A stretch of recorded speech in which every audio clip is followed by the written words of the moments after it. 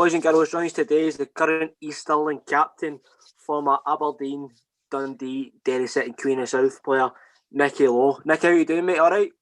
Aye, not bad. Thanks for having us on, lads. Aye, that's all at all, mate. How's COVID treating you, mate? Shambles, isn't it? I think it's the same as everybody. Struggling, but just trying to get by day. Aye, you working? Aye, well, when I've never had a job, so before I went part-time there, I wasn't sure if East Stirling would be able to pay us our wages. So I picked my mate who owns a Mexican restaurant. Saying, get me in as a delivery driver. So I've done that since that, and obviously I loved it, so I've just kept the job on, even when I'm back at football. So scooting about, delivering food. Get some freebies at it, some free burritos. Aye, exactly. I want to do it otherwise. Ideal, mate. Ideal, man. I was going to say, how you getting on with you training that now? I seen you were at a run the other day. Seen your photo on Twitter. Aye, to be fair, the first lockdown, me and my mate Jasper went Monday to Friday, took the weekend off every day, and ended up in the best shape I've ever been in. Even at my full-time days. And I've just done it while we're not playing now. I've just got every day because I don't start work till like 12, 1 o'clock. So wake up and go a run. There's nothing else to do. Ideal, mate. At least there's in some sort of routine, mate. Everyone's getting on, mate. So decent, mate. Well, get shit into it, mate. So Broughton Greenock, mate. How was that? It was a boys' club I think you're playing, mate. Well, your influences in football first and foremost, then go to your boys' club. So it was like basically growing up playing football in Greenock, mate. Aye, it was brilliant. Obviously, Greenock's not the best place to grow up, but we didn't have much facilities back in the day that as well. So I used to stayed up the place called Gibby, and the park was rubbish. Like it was all glass bottles smashed in it. So I used to just play on the street and a bus stop. Obviously, when you hit a ball off the class, it made a big noise. So all your neighbours and that was obviously nearly not get the ball again.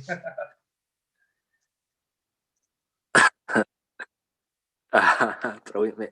Did you ever play? Where was that place up behind? Up the hill, up the top. Is it Lady Altea or something like that? Aye, that's where my boys' club was. Was it? East End United. East End United. Is that who you played for? Aye. That was who I played for a few years before I went to Aberdeen. Because I went to Aberdeen when I was about 8 or so. It was that picture of it. Oh, clay. Honestly. Oh, mate, it was murder. Oh, it was so bad. I know. I don't know what it was, but it was worse if you slide tackle. You were scared to show up for 2 days. Aye, I know, mate. I know. I mean, Red Ash was bad enough, mate. Like, remember playing against like Gurut Yak and all that, doing that, right? Red Ashes and all that. But when I ever played East End, mate, because I remember the kind of wee fives part, they had that fucking part behind it. So was it East End you played with in before you went to Aberdeen, was it? I played with them all my days before I went to Aberdeen. What did you sign with them? Aberdeen, sorry. I think when I went to Aberdeen very early, I think it was only about 8 or 9. I got seen. Aye. I got a bit lucky, obviously. The scout was down here at the time, John Ward. He seen me and said, he asked who's his parent, but it was my granddad. He took me to football. That's he's been the main man for me. And he went up to that's his granddad up there. If you want to talk to him, talk to him first. Then I kind of went up there and did well. I was there for just a couple of years ago. Well, did see at 8-year-old, how would they work and play with Aberdeen? Because some people outside maybe don't know, like, would you be up to Aberdeen how many times a week? Obviously, at some age you go up to moving digs, but how did it work out your first couple of years? The first couple of years was with 2 camps, a Glasgow camp, base camp, and a Aberdeen one. So I'd be up training in Glasgow. I think we used to train all over. When I first started, it was Hamilton Palace. We trained there 3 times a week. Then that was Summerside, so you can have played Summerside, and the Aberdeen team was like 2 Summerside teams where you're going to play like your Rangers, Celtics, at Muns and stuff. Then once you're a bit older and get into Aldersides, the 2 teams combined. So they would only keep a few years in Glasgow base, and then so kind of better players we mixed, with Aberdeen boys and Glasgow boys. Then so I stayed there until I was like 15. Then that's when I moved full time, moved up to digs and stuff. How was that?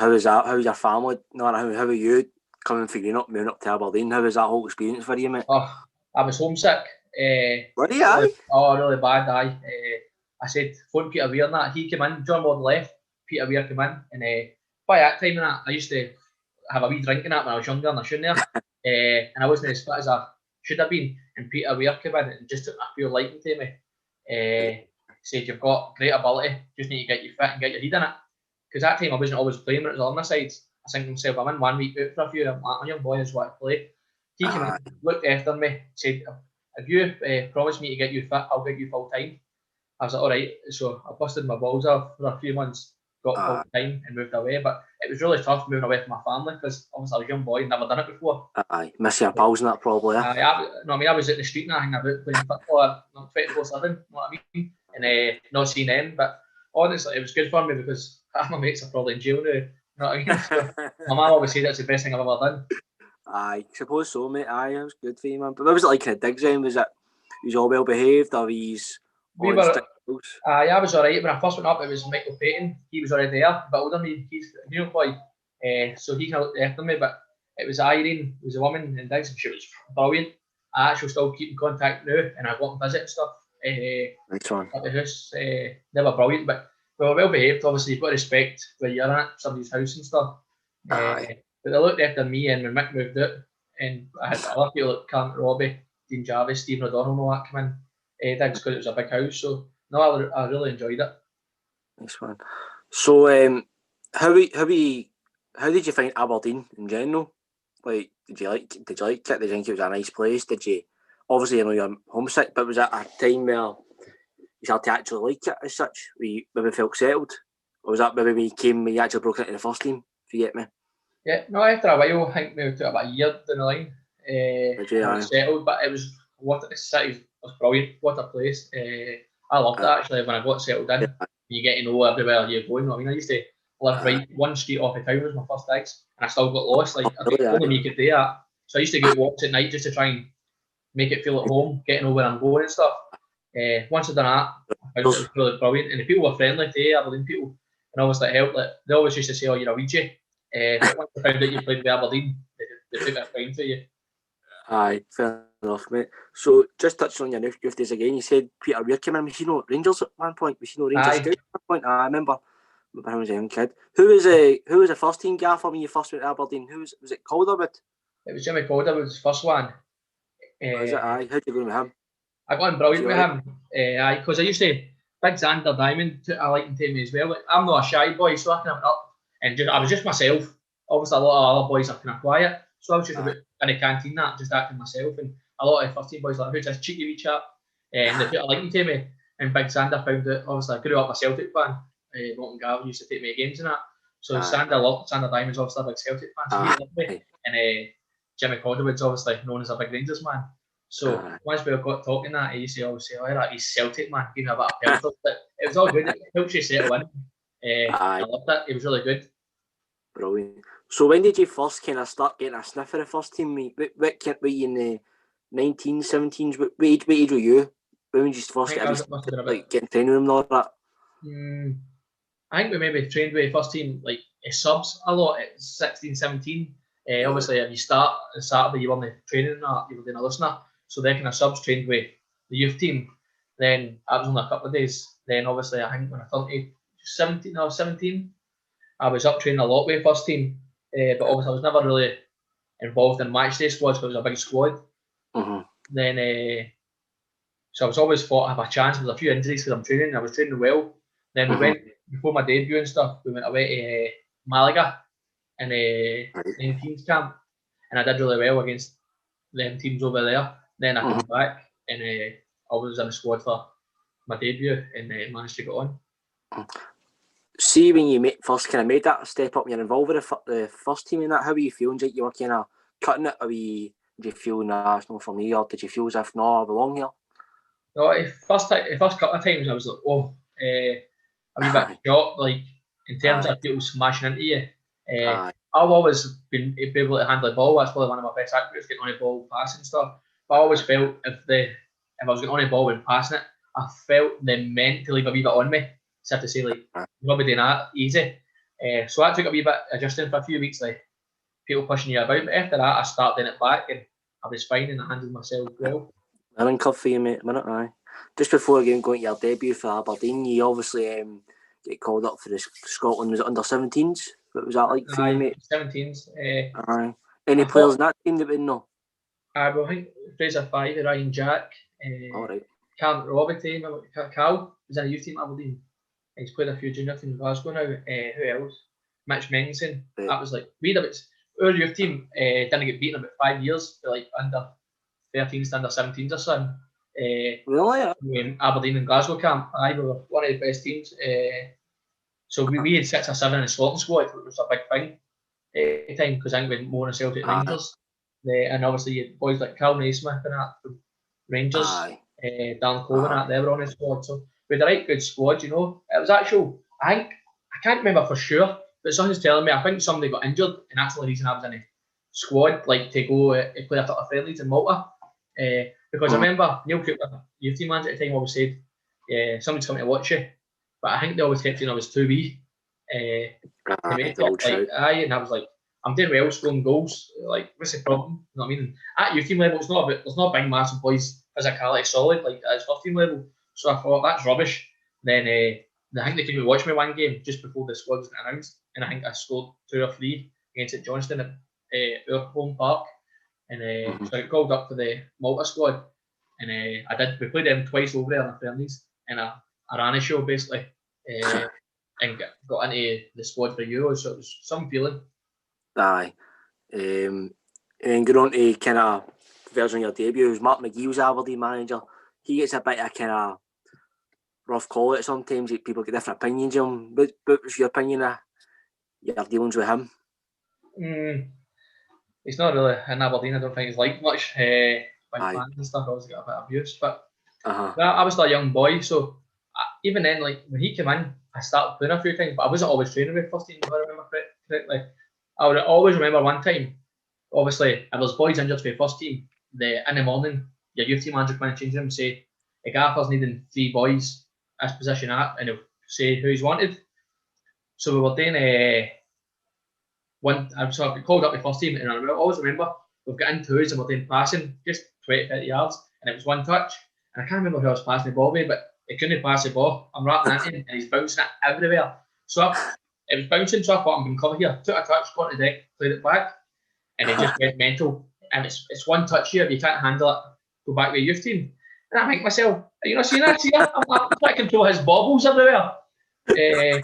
And that was just like, and I was like, Jesus Christ, you know what I mean? I think he's just trying to put his authority on it, like, just listen to me.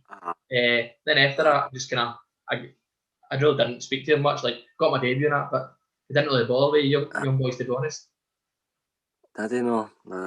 Well, we'll talk about your debut, mate, about Hearts and that. What's your memories, obviously, the day before and stuff like that? Did you know you were playing the day before, or was it on the day you found out?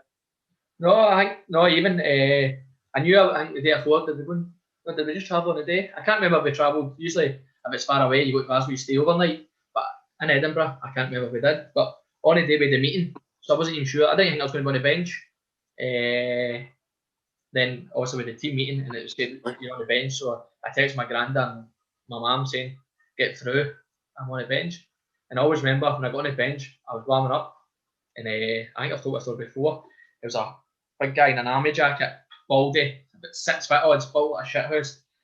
Hearts fan behind the dugouts, and I'm going, obviously the big sub jackets, obviously I'm a wee guy, so they were right down to my ankles, and they're getting beat, so he's obviously fuming, and he shouts, "You wee prick, get a jacket, fucking fits you." I was like, "Geez, no, relax, big man." You know what I mean? If you're warming up. I was warming up, I was just going by the dugouts, so I turned and started laughing. Wrong move. The big man was trying to get down to jump the fence to get at me. I was like sprinting down to go behind the goal to warm up, shaking myself. Brilliant, man. And then you come on, mate. What was the feeling when you first came on? Were you nervous? Were you focused? Or were you just trying to take it all in? No, we were up 3-0 when I only got about 8 minutes for stoppage, about 10 minutes to win. But when I first got on, it was just like I was buzzing. I was looking about and that, like I'm doing all right now. And I remember, I can't remember saying it to Des, but Des always said to me after it, I said, I ran by Des Young, like, Des, much as a win bonus. You know what I mean? There's a wee guy like that, I'm going to spend some new gear here. But what a feeling after it, I finished the game and my phone, I must have had 100 missed calls, 300 texts through Facebook and my phone and all that. And see for days, it was what a feeling. Aye, can imagine, mate. How much was the win bonus anyway? I think it was 600 quid. No bad, eh? Not bad, aye. Especially age, especially that age, mate. I remember I got my bonus at the end of the month, and I went down, all the boys, we went to my house, up my room, something, I got a few boys come up, and I took me a shot and I bought all their Kergos because I thought I was rich, because I had a couple £100. Never used to that money. Brilliant, mate. So then you get a wee load spell, mate, out at Forfar, mate, with Dick Campbell. He's a legend in the game, Dick Campbell. My dad played with him years ago and worked under him and told me some stories and that. But what was he like on the training ground not on a Saturday, mate? Was he a bit you expect it to be with him? Aye, just absolute mad. One of the best managers I've ever had. I loved him, even I still see him now. I'll talk about him. That he's brilliant. Some of the stories he tells you, and just remember one time he was doing a team talk, and he could hardly speak right. All the boys are like, can't understand him here, and he's like, I'll just get my fucking cow and beef done. Done that, spat his teeth out, and said, "That's better. Go and win." Was that before a game day? That was about 3 minutes to 3, so he just spat him out and said, "Go win," and walked out. You know that? Oh, you'd all be in tears, weren't you, man? Oh, we were all howling. What was it like? Is that like football? Why was it? Could you respect? Like, do you know what he's talking? Was you know what he's talking about? You knew what he was talking about. Aye. It wouldn't be like one for see like a day and age. Like you also more old school. Is have you a good shape? You know you didn't exactly know your job within your formation, and if you don't do it, it'll not be shy and tell you. You know what I mean? I think that's day and age. People saying play 10, come in the pockets and all that. He's not like that. Like you know what I mean? Just basically we used to have big Chris Temple, big Sani up top, so we're kind of bit direct, hit him, bit of work. Do you know what I mean? I think we scored tons of goals to playing up to him and getting the ball wide and balls in the box. But he's he was brilliant. How did it go for you that season, mate? I think you won Player of the Year that year, didn't you? I How are you feeling that whole spell? You're probably playing proper senior football. I loved it. Get kicked all over the place. Back then I was playing left mid. And I did really well. I think I got like 8 assists. No, 6 or 8 goals and then like 16 assists. I did really well that season. So I did. And I loved it. That made me like getting kicked over the park and that. It toughened me up. Because before when I was in a youth team, I didn't really put myself about. But now I don't mind. I like doing it now because that won't spell, you know. Mm-hmm. Aye.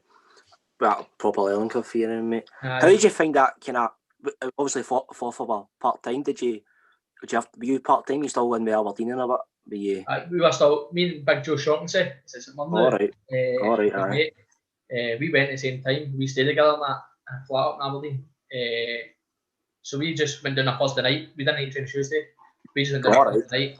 And I remember the first couple of nights, we got lost going to Perth, we didn't know where we were going, so we were late, first 2 times in a row. Dick Cat, we got out of the car, so we're about 20 minutes late, the boys are running, finished doing their warm-up. Dick Campbell shouts, I was a fucking late again, he's getting sent back to Aberdeen. Brilliant, mate. So like you say, it's a bit of successful spell there, mate, then you get back to Aberdeen. Was it Craig Brown was in charge? Craig Brown was there at the time, aye. And he was good. Aye. So obviously you ended up going back to Alba, but I'd went back after Forfar, and he'd said to me, you're going to be playing a lot more, because I asked to go back to loan, because I didn't think I was going to be involved. He said, you'll be playing a lot more. And I was training really, by this time I was really confident. I thought, I'm doing really well against boys like I'm in my position. I thought I'll get a chance. Like if I'm better than them in training and stuff, hopefully I'll show up well and I'll maybe get a chance. But it never really worked out that way. He kept saying you're doing really well in training, and I was making a few appearances off the bench. Basically the whole time I was at Aberdeen, that's what I was doing. So that's how I ended up leaving. But under Craig Brown, I kept saying, can I go on loan? He wouldn't let me. Then I went in that much to ask I think Hartley phone for me to go to Alloa, and they ended up letting me. That was only a couple of months, then they wanted me back. And I thought once I go back this time I'm going to be playing, and it never really worked out that way either. Just start the bench again. What was it? Obviously he was manager of Scotland and stuff like that, and he got Archie Knox and all. It was successful at Rangers and stuff like that, and being a bit of the block too. What did you think you could maybe learn off these guys? Obviously with the experience they've got and the kind of reputation they've got, did you maybe know? Maybe obviously it didn't work out, but like, did you maybe feel at the start that this could have been a good chance for you to learn off probably one of some of the best coaches that have came out of Scotland? Aye, of course, obviously. Craig Brown's name's, everybody knows Craig Brown, you know what I mean? They're obviously on Darts and Hawks. So I was going up there thinking, this could be brilliant here. The stuff we tips that they'll give you, be able to kick you on and I here, take you another level. And they were good. Just like, I thought maybe more tactically, they went into more detail and stuff, but they never really. Obviously, they knew what they were good at and stuck to that. It was more the same kind of as Dick Campbell. Get a shape, keep it, then try and get balls forward early, get crosses into the box, just that way, you know what I mean? So it's more direct, which probably doesn't suit my game, to be honest. So sometimes when I'm sitting there on the bench, I was watching that, I'm thinking, this game's hopeless. It's not a game for me, to be honest, because in Scottish football, top levels, a lot of long balls. Not many teams play football, you know what I mean? Exactly, mate. So, like you say, end up down at Alloa with Paul Hartley. Did you go with him your Aberdeen days? Did you thought go down there with somebody you kind of knew and thought he'd trust you, basically? That was that because I knew him. I'd gone really well when I was at Aberdeen, and I used to train a lot when he was there. And also, he liked me, so he took me up, and I did well. I think did they go and win the playoffs that year? I was there because they went up with promotion a couple of years in a row. He built a really good squad. There's some really brilliant players for part-time level there, and they were a great bunch of boys. I did well. I actually wanted to stay, but I could totally go back to Aberdeen. Obviously, they were paying my wages. So, all right. So you wanted to stay there, or did you? Aye. Just because you were enjoying it and playing, aye? I was enjoying it. Winning mostly every week, I think. I can remember. So I knew I was playing every week and we were doing well. It was a good changing room. So I didn't want to leave, but Aberdeen said I had to go back. And I was kind of gutted with that because by this time I knew I'm not going to be playing. So back to sitting on a bench again instead of I've just been developing for a young boy into playing first team football. Then I'm going back to sitting on a bench. So you're going to stay in that step backwards. Okay, mate. Was it Craig Brown that still the gaffer there? Or was it? Aye, well, I'm sure it's Craig Brown still there. Aye, fair enough, mate. Like as we said, McInnes comes in, mate. Probably gives you a bit of a platform again. He starts involving you and stuff like that. What was your initial kind of thoughts on him and how? Because he kind of took a liking to you, didn't he? Aye, well, he was he St Johnstone gaffer when we played him at the youth team, so I was captain, and I think every time we played St Johnstone somehow, I always managed to score a couple of goals. I think every game, home and away, for 3-4 years, I think I scored every game. So somebody came in, I can't remember who it was, but it was one of the coaching staff, I think the youth team, said, you're landing on your feet here, wee man. Just spoke to new gaffer and he loves you. Said you're a character and that, he must just be hearing the shouting nonsense outside the park. And obviously, he likes that, obviously. So I got on brilliant with him and Doc, and he gave me, I was always training, he's like, you're going nowhere, you'll be staying here, you've been involved more. I started a few more games then, but obviously not enough for my liking. Aye, but as much as you say that, but do you feel as if you were this was you starting to get there, starting to kick on a wee bit as such? Aye, that's when I went back there and he came in and he was saying how much he liked me and believed in me. That's when I felt like, in training, I felt like I'm up. It was tough, but I was frustrated because Ryan Jack's in my position. Willow Flood, Barry Robson, Peter Pollitt's number 10 position. Decent team. A lot of quality players.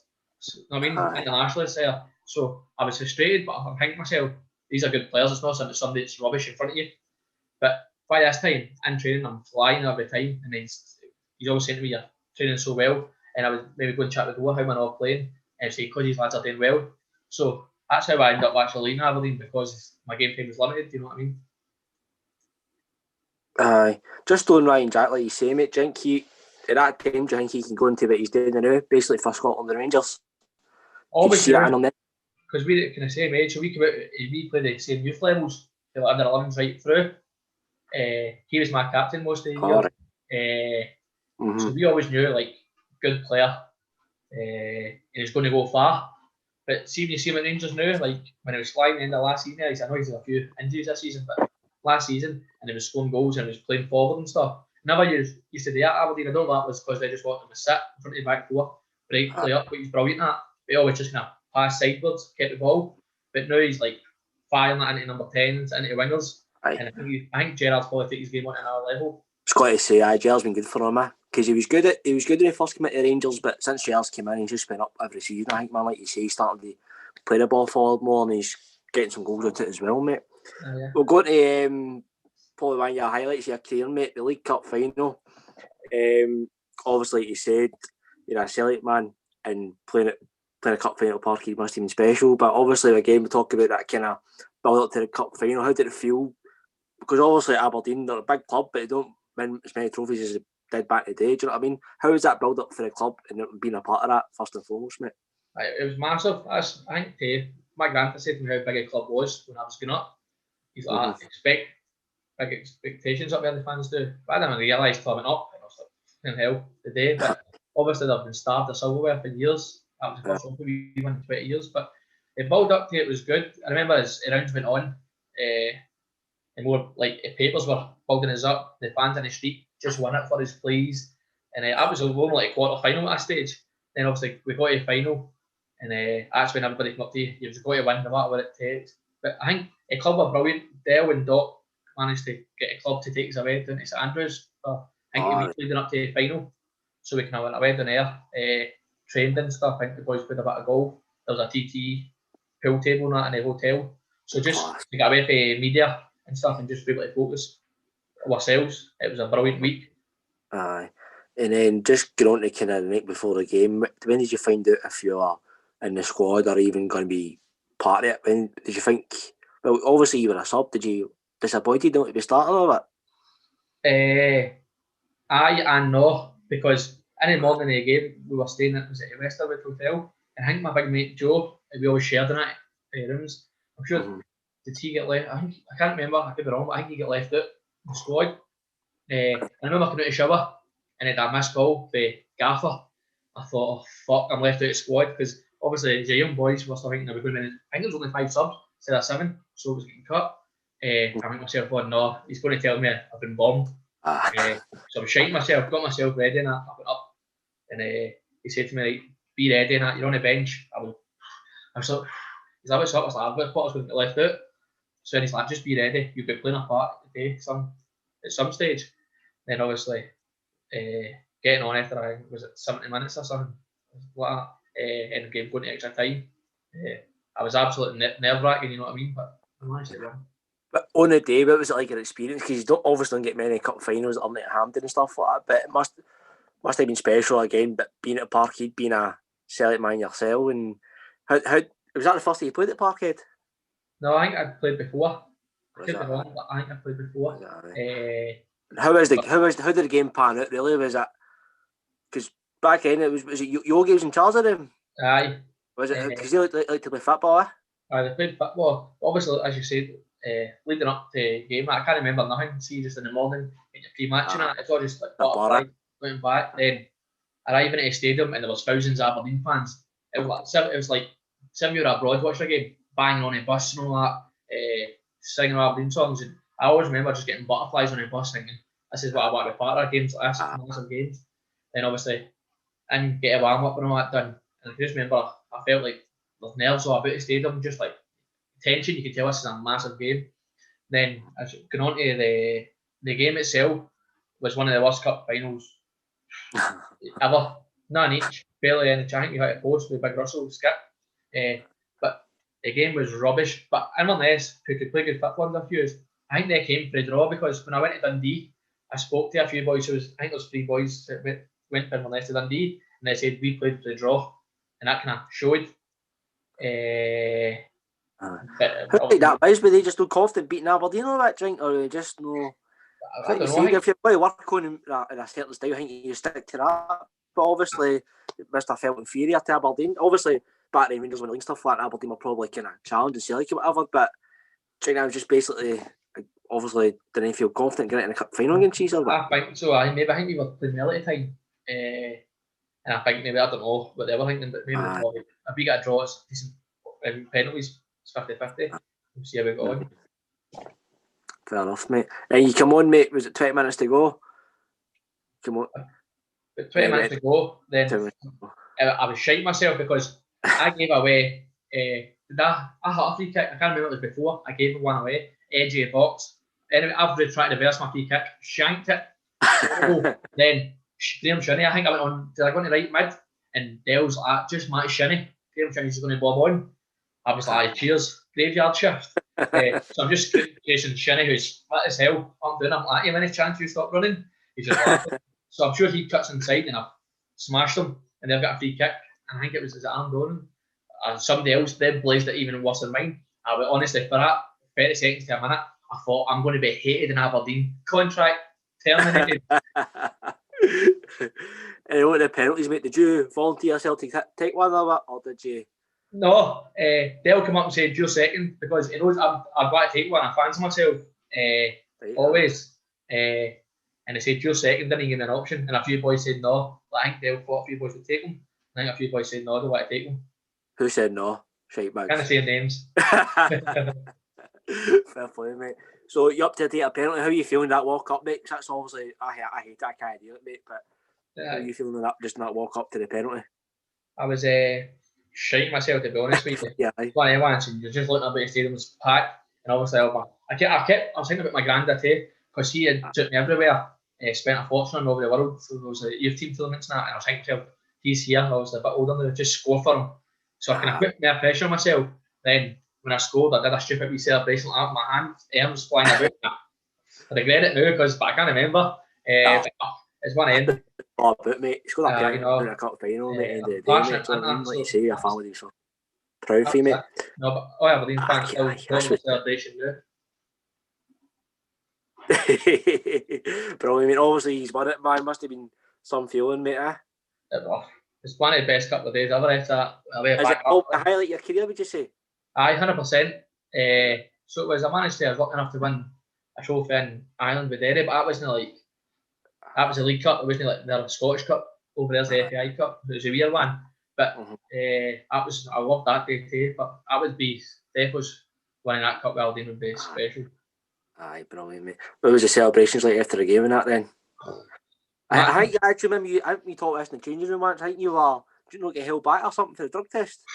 Me and Niall McGinn, shambles. Bit apart, but bouncing about. I can't wait again, get his shambles and that open. Somebody come up, I can't remember who came up to us. Me and Niall said, "Here, bottle of water." I'm like, "That's not what I want, a bottle of water, get me a beer." So like, I used a drug tested. So went in there with two of my Nest players. In there for 35, 40 minutes. Come back out, go into the changing room, nobody there. Just puddles of champagne and beer everywhere. All the boys had been showered away, seeing their families up in the hospitality. So I didn't know where to go. I didn't know where that was. So me and I was getting a shower and that, changed. I'm like, "Where do we go?" You know what I mean? It's like, "You need to show me where to go," because obviously he's been there. Brilliant, mate. Where did you end up after that? Was you back up to Aberdeen or what? Back up to Aberdeen. Back up to Aberdeen, we're going to a hotel with chairman and all the families were there. And I remember the Sky cameras, BBC cameras were all going to be at the hotel waiting on us at the bus. So the gaffers said to the boys, "Right, boys, need to make an arse of it. Cameras will be here. Like, goodbye, yees. Then we could party on till the all else." So we're stopped. There was a crash. Remember somebody at the club phone, somebody in the bus saying there's been a crash. Go your way, Edinburgh way. Because I was. So we stopped for a car going to Tesco's. But I'm sure, if I remember right, Barry Robson was late for the team meeting in the morning of the game. So he got whacked with a hefty fine.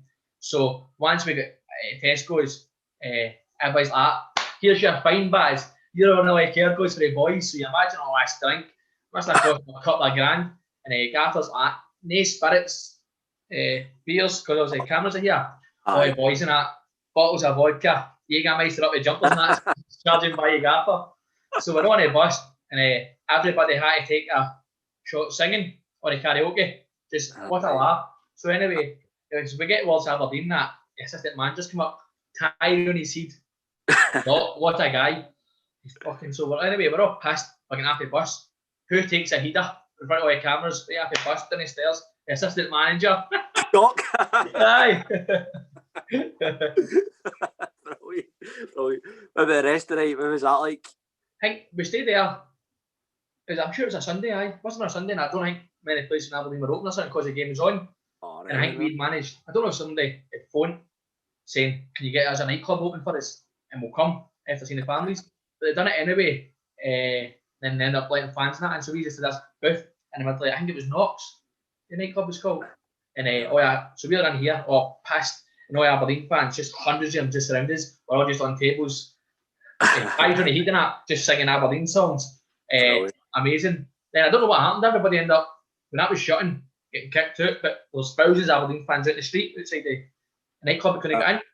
There's a big meat wagon. I'm like, I've lost the video, I had it on my phone. I'm like, I'm getting in there. They're like, what do you mean? I'm getting in there to start a chant. So he's like, you can't get in. I'm like, mate, come on, out of the way. So I've been punched by the police. I've looked around, my big mate Joe Shaughnessy, he's coming beside me too. So me and him's hugging each other in this police motor, singing Stand Free. You know, Aberdeen fans are just copying us. Absolute scenes. Brilliant, mate. That's what it's all about, isn't it, mate? That's what it's all about. So then next season, mate, he's played a bit of the Open League football, didn't he? Aye. Was it Riga, Groningen and Real Sociedad? What was that like, mate? Because especially Real Sociedad, mate, Real Sociedad, Liga team, mate. What would they like? Especially, must have been fucking different gravy, mate. Aye, they were class. Obviously, you know what it's like. You do Dell does his videos and all that, team composition for the games, and we're sitting the day before, and he's fucking. I think we watched Barca, Real Sociedad. We're all like, he's not expecting us to do this, is he? So I watched a few clips anyway, but and we could tell by the clips, wow, these are going to be serious balls. Then the game started and they just kept the ball for fun. Over there, they beat us 2-0, I think. I can't remember when they scored, but it was not each for ages. And the boys, I can forget the boy's name, a lefty, just took one on his left, 30 yards, and just zinged it, bottom corner by Langels. But they ended up 2-0, but they were class. Definitely. You were looking about and you've got a boy, you can see somebody, I think I'm on right wing again, just like an arrow. And I could see a boy, and I turned around to look at the ball, and I think he was playing up front, like got in behind me that side, instead of going like down the line, it was in my left shoulder. And then number 10, I'm like, what are you doing? You should be here. And that's obviously they know how to play. The movement was a joke. They always found space. Aye. So they did. Brilliant, mate. Brilliant, man. But actually, at our home game, we were up 2-1. Aye, and Dell put me, I think, was it good day? I think he made like 3 subs. He's like, it was half an hour to go. He's like, we may as well go for it if whatever happens. We ended up getting beat 3-2, but I think if he'd kept the boys it was on there, we would have won that game and maybe even scored another one. But it just went all attacking players and thought, let's try and get a few goals and try and get back into it. Fair play, mate. So how do you feel your rest of Aberdeen time panned out, mate? Obviously you signed a contract with Dundee, mate, but how did you feel? Did you feel as if you were maybe not get your chance as much as you probably should have after that kind of first stage of when Dell came in? Aye, I thought when Dell came in, I spoke to him and how well I did train and how much he did like me. I thought I'll be playing, starting their games, and there was hundreds of times I've on the bench and he came on as an unused sub, and that was the most frustrating thing because I understand there was maybe better players at the time in front of me, quality players. I think myself, but I should at least be coming off the bench because I think I can affect games. Because I always scored goals. I've set up goals throughout my youth team days. I think I can still do that now. And it just didn't work out like that. So when I got a chance to leave, it was very hard because I still love Aberdeen now. Obviously, I spent all my years there. And the fans that took me up there. So everybody at the club was brilliant with me. So it was very hard. And it took weeks actually to convince myself to do it. Because you like you say there for years, mate. You still keep in contact with them out there? I still keep in contact with a few boys. Every now and then I'll drop my wee texts and stuff. So I do. Aye, fair play, mate, fair play. So like we says, was it Hartley again that signed you for Dundee, mate? Was it? Aye. Big for you, going there again. Aye, it was big. Obviously, when I was leaving Aberdeen, I was surprised because he wanted to keep giving me another year. He's like, I just can't promise you playing time, Nicky. So he was like, because now I still would phone me and that. I'll text him if it's a good result. We still got on brilliant. So we did. So it was very hard that way. But he understood my thing, wanted to go and play. But I was surprised when I left Aberdeen, apart from who was maybe Celtic, Rangers, Hibs, Hearts, I could have went to any team in the SPL. Considering I'd never played many games, I was shocked at that. But obviously, most teams were offering a year. When Hartley offered me a 3 year, I thought, here's a chance to shine and go and play every week. Then obviously, that's when all my injuries started, sadly. Who was the Dundee squad like when you first went in there? So there was a couple of characters in there, weren't there? Aye, obviously. And Paul McGowan, that was there. Madman, what a guy. James McBait, Gary Hartons and all that was there. So no, we had a good squad of boys. So you first went in was that you getting a run of games where you first went in and that was I think I got injured even before the season started. I was doing well at pre-season games, played every game, doing really well. That was one of the fittest times I was in my career today, because I heard that Tam Ritchie, assistant, he's a fitness coach, sorry, he just ran into the ground, but I knew that because I was at Alloa with him, and obviously Hartley took me to Dundee, so I got myself in good shape, and I came back, played every game, then got injured, and it was my Achilles bone grew like 4 times and almost as it should. Hardly walk, but my scans and that, we couldn't find it for ages. I was playing with, I think it's just my foot. So Hartley's like me, play with a stake on your foot. I've had to do that a few times. Because I couldn't kick the ball on that, but obviously we didn't know it was my Achilles bone at the time. So I done that for months, then come back, got fit, then my groins and that started going just because I was out for ages. And that was it was an absolute nightmare, to be honest, up there. Aye. So when was it that Derry kind of first came into it? What happened? What was it that kind of interested you about going over there, mate? I know it was about a year and a half after you went over there, but when was it that kind of intrigued you about going into Derry? Because again, you've already moved from Greenock to Aberdeen, you know you're talking moving to another country, basically, do you know what I mean? Was that maybe a hard one at first to maybe decide on? It was, because obviously when I came back to injury and I'd put on, I was kind of, to be honest, I kind of fell away from football, see after all Mondays at Dundee, and I wasn't playing, and I was driving up in the morning every day to Dundee and back to Greenock, obviously in your traffic, it was a mission, kept getting injured, and I just started no diet at all, just kind of, when I was injured, obviously you're supposed to date even more so if you're injured, so you don't put on another weight, and I put on another weight, to be fair, and Hartley said to me, we need to lose the weight and all that, and get better to have a chance, and by this time, I'd just, Dundee, a great club, great people there, but in my head, I couldn't do it at Dundee. I got injured. I was thinking to myself, I'm jinxed here. That's what I said to my family. I was like, I just want to be here anywhere. But I signed a 3-year deal. But then my agent spoke to me, like, do you want to change? So anyway, a few championship teams kept phoning me, being a pest to my agent. And I'm like, no, that's just hoofball in there. You're not going to get much to go. Then he said, I know one for you, Kenny Shields at Derry. Because I think my agent used to get a few boys to come on when he was there, and I went over there, and I absolutely loved it. Decent, mate. What was Kenny Shields like with you? Because, like I said, with Tony Wallace on the other night, he didn't really see eye to him, but Tony Wallace is a kind of a bit of he's a boisterous lad, man. Do you know what I mean? He's up for laughing, whatever. But how do you find it with Kenny Shields? Because he's, again, why his managers get different kind of opinions on him and stuff like that. How do you find him? I got on well with him. But I think to say you're laughing and joking that, I don't think that's not Kenny's cup of tea. I think he's got to work, play good football, and he'll like you, I think, you know what I mean, if you do well for him. But I know I got on really well with him. So what? So when it came to actually going to Derry, sorry mate, how did you find that move? How did your missus find the move? Was it a easy transition? Was it a hard one for you or what? Well, because it was going into a place that unknown, and I obviously know about Irish football, I went over myself to start. I'll see how it is, and obviously I know your missus, so I was like, I'll see if I like it, you'll basically like it. So, so I went in with a house with a few lads who were good lads. After a few months, I moved the missus over, and we absolutely loved it. Fair play, mate. Fair play. It was easy. They're all friendly over there. It was like, honestly, they feel each other. They talk to each other like a family. Honestly, still good. They're still all messaging me on Facebook and that. How are you getting when you're coming back, and how are you getting on and all that back home. I've met hundreds of friends for life over there. Quality, mate.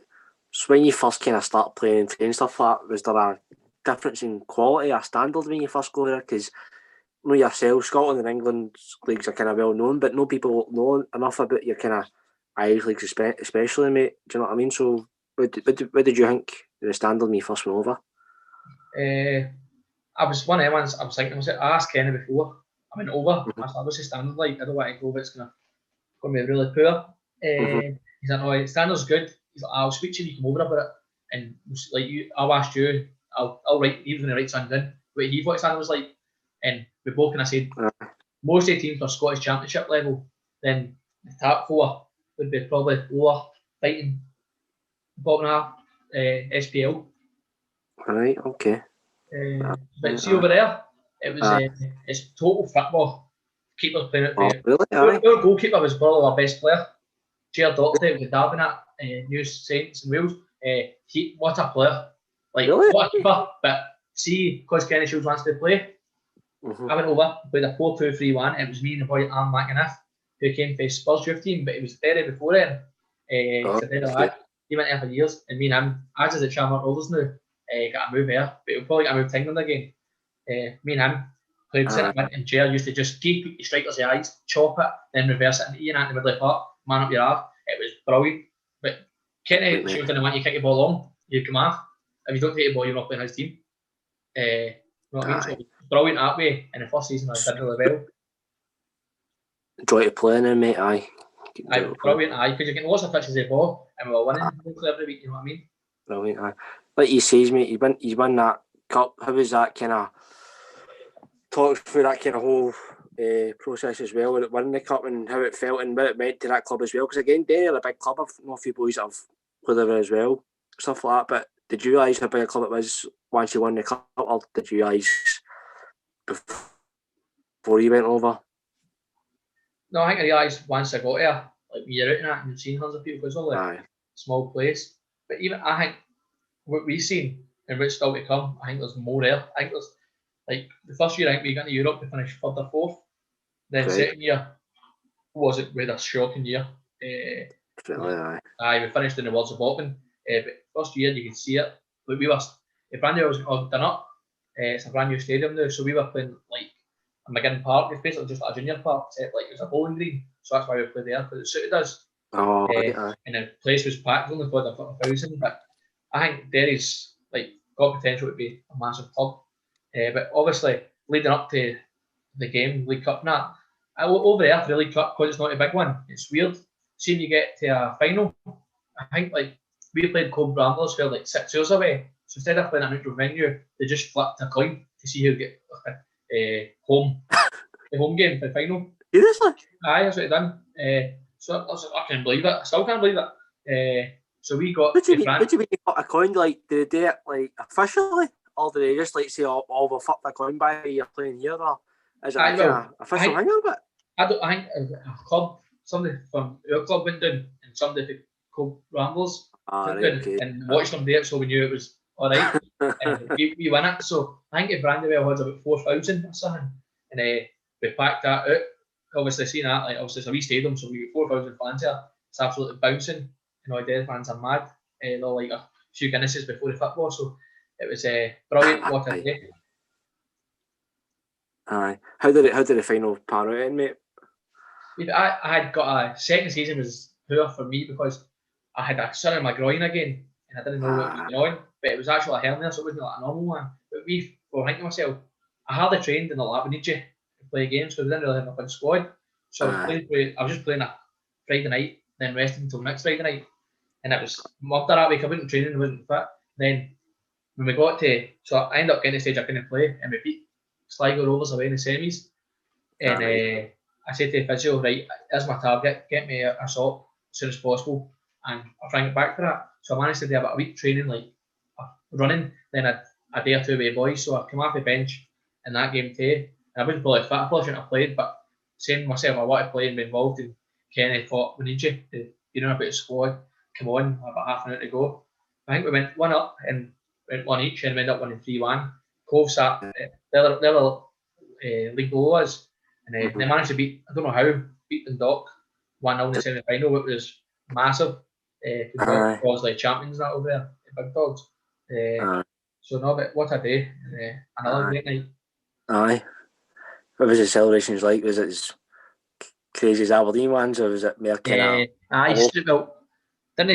I think I stayed on it for about 2. Did I stay out all night? Aberdeen one, then went down to Europe the next day to see my mates and went back on it again. That one was just a nighter, and when they came about 3-4 in the morning. Not bad. Brilliant, mate. So just kind of wrapping up the Derry time, mate. So did you feel at this stage you're kind of getting back to maybe? Obviously you had your op and stuff like that, but after that, did you feel as if I'm kind of back on track now in terms of playing football as such? Do you feel as if, right, I can maybe kick on now? I felt like I was getting back fit now. Like the first season, I thought I did really well. First season, after the second season, but the team was when I went back, I think we lost about 8 in a row in the league, and something like that. It was a shocking run. So it was just kind of all the boys were scunnered, and it was just we're trying to be hard to be beat, and it just like I think Kenny was under a lot of pressure, ended up getting sacked. So we just he got sacked after that season. So it just wasn't the same. See, like the last 6 months, my time at Derry, I kind of didn't enjoy it as much as I should have because I was a lot of place to go. Then Kenny offered me a new deal. I was going to stay, but when we had bad snow here, my house collapsed with a bus fight. Here? Aye, my whole house, all I had was beams, my whole house collapsed. What the fuck? So that's how I had to leave Derry to come back here, or I stayed over there. Jeez, what happened to your house? Did you get fixed all right and that, aye? It cost me a fortune because I didn't have contents insurance. I had only contents and house insurance. I forgot, I must have sold a missed policy or something, but I had to pay a fortune to get it all fixed. Murder, mate. Then you end up Queen of the South, mate. Was that kind of your best offer at the time, do you think? Because obviously it didn't maybe work out at the best either again, but would you have any offers before you go to Queen of the South? Well, when I came back, because of Derry's summer football, so I came back and I was into December, I came back October, November. So I was into Morton because that's local. And Johansson was the manager and Peter Houston was the assistant. So I went and trained with Jim Duffy that before, but I was always under contract elsewhere. So I didn't even thought about signing Morton because I thought I want to go back to Derry. That was in my head, like get my house fixed, I'll go back to Derry. So I trained in that and I really enjoyed training under Johansson. Then he's like, I'll offer you a deal. Obviously, Celtic and Morton's always my teams because I grew up with ball boy and I got all my mates and that, my kids, they're all diehard Morton fans. So he said to me, I'll offer you a deal. So I was buzzing, left training, he's like, I'll speak to you tomorrow. Float all the boys and that. I've been offered a deal. Well, I signed that. They're like, aye, you've got it. So I spoke to Johansson the next day, then the money, like I physically couldn't pay my bills. I knew I wasn't expecting much because I know Morton's not got money. But he's like, Nicky, you're not going to sign this. He said that to me before you ordered it. And I was like, well, I can't physically pay bills, so obviously I'm not going to sign it. Then Gary Naismith had texted me, I played with him at Aberdeen as well. Saying, come up at Queens and that. And I've done a few championship teams, I think maybe looking about. I don't know if they let him in trial, but they said, let to see him or maybe give him a deal. But Gaz had texted me, and obviously known Gaz, it was easy to go up. Like I knew him. So I went up, he's like, come up, I was like, Morton's offered me a deal today, so I was like, at least I knew I had something. So I said to Morton, I'm going up to train with Queen of the South to see what standards and that like, see if it suits me. I went up there the first couple of days and really enjoyed it. Training that was brilliant. Good bunch of boys. Then basically Gaz, so that was Monday to Friday. I did really well. And Gaz just like me, I wanted to get you up to see if you're fit. He's like, I know you're ability, you don't need to show me that. Then he offered me a deal and I signed. Decent, mate. Fair enough. What was it? I need to ask you about Stephen Dobie because obviously he's got the record at fucking scoring goals, mate. Still staying, mate. He's still banging them in. What was he like to train with, especially, man? He's a joke. I always say that I've watched. I'm a football man, so I've also watched games over the years and seen him score for years. But obviously, when I train with him, it's different. You see day-to-day basis. Left, right, foot. He's just a shambles. He'll just get half because obviously not blessed with rapid speed. He'll just get half a yard and his finishing's a shambles. He's brilliant, man. It's one of the ones like sometimes he's running through you, put your hands up and celebrate like goal 1-0 us. You know what I mean? Yeah, he's just that good, mate. And you just see him like just instinctive in it, man. He's just that's how he's played at level he's played it down south and that, mate. Do you know what I mean? That's just brilliant. Let me ask you as well, was Big Dykes there when you were there? Aye. He played ahead of me, Kai Jacobs. He played like a 10 and Dobbs up top. He was brilliant. See for Dobbs, Big Dykes and the thing for London worked brilliant for him because he flicked things on. See, I think London was his pressing was a joke. He used to take the ball off. See defensive midfielders try to play, he would nick it all the time with his big legs and play him through. Must have had so many assists for him. So yes, but he was into he's boy asked me, what did you see him doing that? No chance in hell. I thought, Really? I thought good player. He's got a chance to go up on our level. I thought he'd go to SPL, but just how quickly he scored goals at Livy, went down to scored goals. Scotland, leading the line, brilliant for us. Honestly, I didn't see it. I knew he was good, but I didn't think he was that good. Aye. I think he helps. Just seems like a big, honest kind of worker for your team. I mean, he'll put a graft in, mate. Just do kind of simples and kind of stuff that you don't really get as some strikers now, mate. Do you know what I mean? He'll put a shift in. He just physical. Do you know what I mean? He works his balls off for the 90 minutes. You know what I mean? He's one of the teams that players need. You know what I mean? Aye. Back to yourself, mate. How did you sum up the kind of whole Queen of South thing, mate? How do you see it went for yourself, mate? I think I played. Because obviously you've came back for there. You've kind of going, mate. I think I only played about 7 or 10 games, but I think in 7 or 8 games I played, I think we'd win every one bar one. I think we drew or something. I could be wrong, but me and Kai Jake was in the middle of the park with a good partnership, and I was flying. And guys, after the 7th game, guys had texted me. I always remember, keep it up, Nicky. You're flying, and you get your rewards. I don't know, new deal. I move again. I think myself, I was playing well. I think I'll get a move maybe up the SPL again. Just doing this. Then fucking my groin went again, and that was me. I didn't play again for Queens until once. Then I maybe played 45 minutes one game. I wasn't even fit, you know what I mean? And that was my time over there. But the first, I think, 7 games, I would need to check my phone, but I think we won them all. We were in the playoffs. When I went, they were just doing them, and I think we went a good run. No, it was just because of me, but I think I helped. Playing well, I was confident. We went into the playoffs. Then when I was out, I think we could beat like 8 in a row, and we were in like relegation zone. So it's one of the ones. It's a nightmare. But it's just one of the things, and that was my groin, and I couldn't get back. Kept going back to physio. It was brilliant with me, and that's when I thought to him. But I got an injection before on it. The guy said, maybe you keep an injection, you'll be retired, and in a wheelchair till you're 40. I was like, what? So I thought, okay, I can't keep getting injections in my groins because I had 3 or 4. So I was like myself, I need to chuck it, but I'm not the smartest, so I'm no qualifications to fall back on. So I think I need to get into coaching if I'm going to chuck it with nothing else. So I thought myself, right, I'll chuck it, but then somebody said to me, go part time. But I never really thought about part time. Then obviously that's when the chance that East London come up, and it's worked out. Play with scuddies like me, mate. No. Just getting you after me. How did you know maybe kind of see? Obviously, you talk about part time. Would you maybe prefer maybe staying in maybe League 1, League 2, maybe going part time, or was just did you know it just feels as if East London a good fit, mate? Well, I thought about going League 1 and 2. Then I had a few options to go there. I think most teams that took me thinking, no, it'll be decent for this level. Then I was just in the house one night, and I think Mark Muller, was it me, Mark Muller? But I ended up going, they came East London with me. But they must have said to me, would you fancy it? And they were going there. And I knew them too, so I thought, why not get a bash? What did Dell say to you? Did they set him to convince you, or did they tell you a plan or anything that was going to happen? Because obviously the club will try to get back up to the Football League as such, but was that basically he told you? I wanted to speak to him first before I signed in. To know what the club that was like, and he sold the club to me to be fair to him. And he did say, just said, you know what it's like, you were there. I've got a plan, and they said we're going to bring a few decent players in. It'll complement you, and we did, but we didn't manage to also win the league. And it's tough. Obviously, there's a lot of good teams there. I think everybody know that now.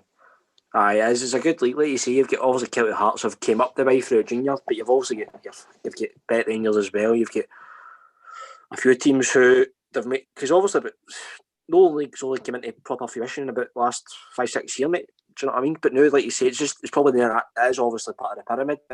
It's like it is basically part of the full professional setup now, and I think that's probably what attracts a lot of the players. But going back to kind of like taking that step down and such, did you struggle at first? Because I remember we played a couple of pre-season games that year, and we were playing, I think it was Cameron we played. I remember Bobby Barr. He went off at one because we were playing a game with just the one ref and the linesman and all that. So you struggled with things like that? It was the first couple of pre-season games was a bit of a shock, but then because I remember Bobby saying, "Where's the linesman, man? Another offside and that." And obviously, like Bobby's like he likes it. Bobby likes a moan, so Nah, but it was after a few games I found it easy enough to get my head around that and stuff, and really enjoyed it since then. Aye. What do you think of that season? Obviously, I thought with the individually it was a very, very good team. I thought I just maybe think we did I don't know if maybe our teams are kind of more set up or better or something like that. You probably know better than me, but I think maybe Kelly were obviously flying, but I think maybe they could have done better of it. I think we could, because I think it's the same again this season. Like start 11 wise, I think we're right up there with the best teams.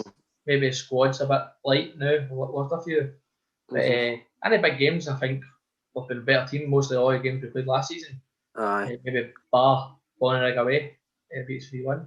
But yeah, the games and stuff, I think we're a better team. But I felt teams, obviously Bonnerig and that's been together. Somebody said a few years. I'm not sure. Like the squad of players, I think last year it showed we were just new. We didn't manage to know how to win a big games as such. And in big games, it was always we're losing 1-0 or 2-1.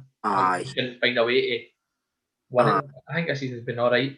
You know what I mean? I remember, like you say, last season, like Talbot, I remember we played Kelty at home, and it was like most of the ball. It was you basically dictating the game, but they had that boy Austin up front, he nicked a goal and stuff like that, mate. And like you say, it was just that kind of cutting edge sometimes. But teams that have played together a few years, like you say, basically had.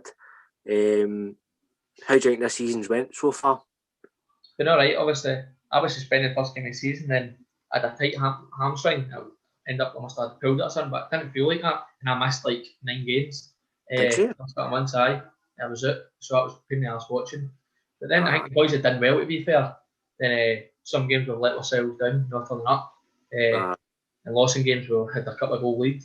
But obviously it's a tough league, and it's like 9 games, you've got a couple of teams in the bottom who aren't so great, to be honest. But apart from that, you're in a game every week. And you don't turn up, you get turned over, But it's going alright, and hopefully we can keep going. Dale's made you captain, mate. How do you feel with that responsibility and stuff like that? I don't mind it. Obviously, I was captain in the youth team for Aberdeen and stuff, so I've been it before. But obviously, once you go senior level and it makes you captain, it's like a good moment, you know what I mean? For the club to trust me and stuff and make me captain. So hopefully, I keep my performances can repay that faith back. Aye, mate. Hopefully, he's kick on anyway and post COVID and maybe try and get that league. But Kelty are looking good, aren't they, I suppose? But you never know, mate, don't you? Never know. But it's your kind of finishing up now, mate. Where would you say? Obviously, you're still new, let's say you're a captain and stuff like that. You're still relatively young, You're only 29, 28, are you? Just turned 29, yeah. 29, mate. So, any kind of more hopes and ambitions in your playing days still? Or are you just kind of taking it year by year now, obviously, with your injuries and stuff like that? I'm taking it year by year now, to be honest. I still probably want to go and play higher level again. Just whether or not it's right for me. Obviously, I've got a job in that now, doing derbies and stuff, and I love it. And the money's decent today, part-time, so it needs to be right for my family and stuff. I've got a wee Wayne now, because I keep getting offers for Ireland, which I want to go back, but moving the missus and the Wayne away from like mother-in-law and my mum and that family and stuff, you know what I mean? So you've got to weigh all these options up, so it's just me, the missus, and I can just fuck it off, you know what I mean? Fair play. And you're talking about coaching there. Who's the team, the Saturday morning team that you're involved with again? Who is that? Blair Moore. It's obviously they're going to go in the same league as the Wellington, were they not? Aye. The Scuddages, man. You're lucky it's you still involved with them a bit? I will. I'd stopped there for a while because obviously football had been cancelled, so we'll wait and see once it starts up again. But it's a good wee team. Obviously, it's a lot of mates in it. They've played together for a few different teams, and they want to start their own team up. So they just try to get your bodies and numbers all the time. Obviously, training that sometimes feels working that. It's a nightmare trying to set up sessions and that. But I enjoyed it. It was a good bunch of boys. We managed to play a few pre-season games and I went to dinner and that. So no, it was a good laugh and that on the boat and over. So I don't know, a good few days out anyway, that's for sure. Aye, that's weird, Mr. Man. We've had a proper day out or a session, man. So hopefully that's when you're playing a few beers after a game as well. Is that something you want to do long term, Nicky? Fancy maybe stop playing? You fancy actually going to coach and stuff like that then? I think so. I've always said I would, and I think every manager I think worked on said I'll be a coach one day and a manager. because how much I love my football. Aye. But I think I want to start maybe when I get my badge. Well, I'm going to do them soon and get start my own soccer school in here. Maybe I'm thinking about just trying to get some kids into football and stuff. You should, mate. So, no, but I'm going to try and stay in the game somehow. I think just depends. Definitely, mate.